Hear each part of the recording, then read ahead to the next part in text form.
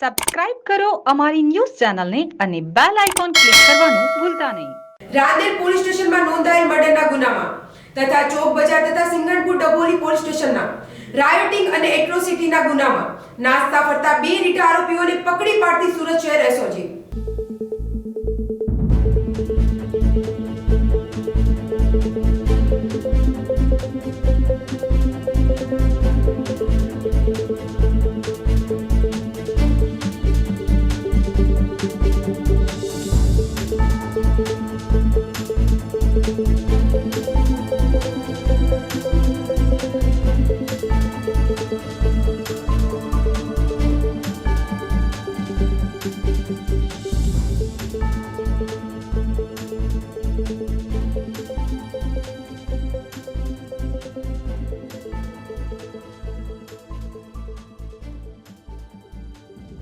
Jamna news Surat.